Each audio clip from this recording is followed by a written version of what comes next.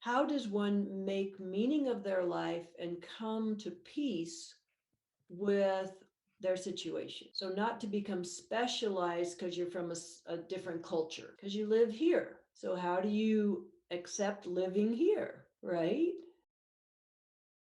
And how do you grieve that transition? But that transition was so long ago.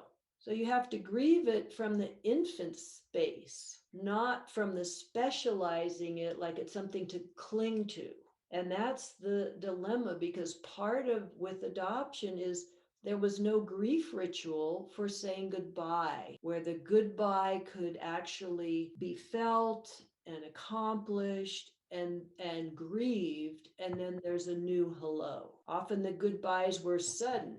Babies were just dropped off outside the nursery door. There was all kinds of no understanding, and the infant brain cannot understand that kind of a goodbye. So some of the biggest work I do with people who have been adopted, who are, rational and cognitive, not the little infants. The infants, we do it through the body. But when we're working with the ability to think and reason as well, then we have to go back and say goodbye. And sometimes there's a fear of letting go of that adoption identity. And I don't mean that it shouldn't be addressed, but if it's specialized, sometimes what happens is that interferes with the ability to let go and to accept the new life and all the challenges that it presented and all the benefit, and I remember working with one teen, and she really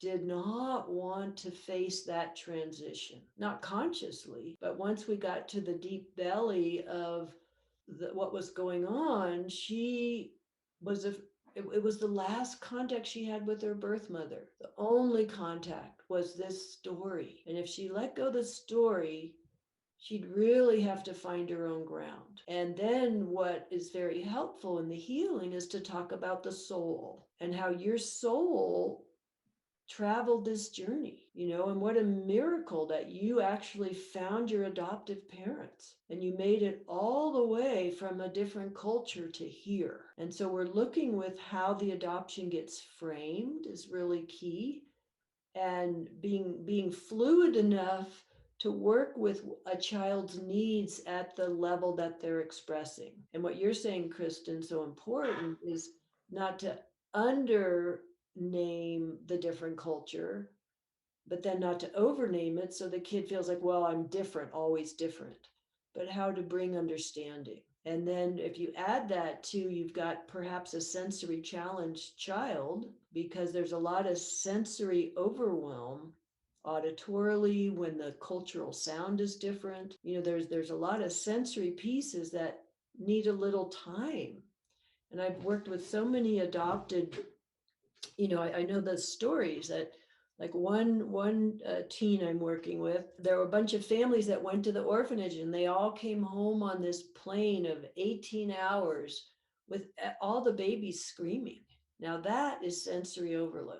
And that's a transition of time. And then sometimes those babies scream for a whole year. That's like one of my favorite illustrations of like the image of all these babies on a plane or all these babies in an orphanage, and they're all crying to have their needs met, but there aren't enough people to help them.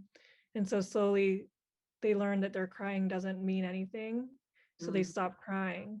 And it's actually, I've noticed a pattern among my adoptee friends and adoptee community that a lot of their parents said that they were very quiet babies, that they didn't cry very much. And I always thought that, oh, like we must have just been such well-behaved babies. But I think it was that we had learned early on that crying didn't necessarily mean that any help was going to come. So it was completely pointless to cry. You're saying that just right. It can be the undercriers and the overcriers. And the undercriers have already gone into the disappointment, with the babies. When they get a chance that maybe somebody's listening, they can't articulate their story. They're just crying because where's my birth mom? What's happening to me? I don't know what to do. And then the ones who have been in the orphanage, sometimes they, like, one girl I worked with, they would put all the babies in little car seats and run a big wood pole into the back of the car seats. and rock them all at once. And so if you think of movement, the babies are all facing the same direction, right? That's their movement stimulation when they should be down on the tummy crawling around. But it's a lot easier to keep the babies just right there. And this one little girl, she just smacked the kid next to her, right? Because she needed a little stimulation. It wasn't like she was a bad kid, but that's how she got a little stimulation. And so these stories of early is what we want to massage. And the biggest work, and Kristen, that's what's so beautiful about you organizing this panel and doing the understanding work, is each individual has to go back and pick up their adopted infant. They have to pick up themselves. And that's hard. A comment? Yeah, sure. Okay, my name's Jane, and I adopted a Chinese child, and I know the Korean adoptions were a little earlier than the Chinese, but the Chinese adoptions did realize that dealing with the culture was a huge issue, and so when we adopted. There was a group of us that adopted Chinese children. They did encourage us to talk to our children about their Chinese heritage.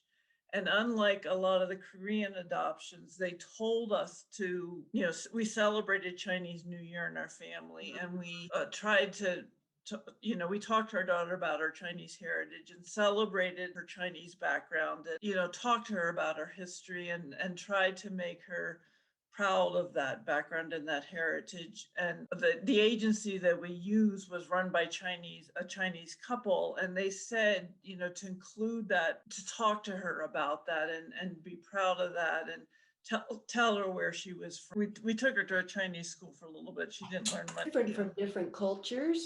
And thank goodness, because then it's not just a gap, it's a bridge. And that's what the parents are trying to do, is build the bridge. And maybe we'll talk a little bit about, do you want to read the statistics, Kristen, that you have?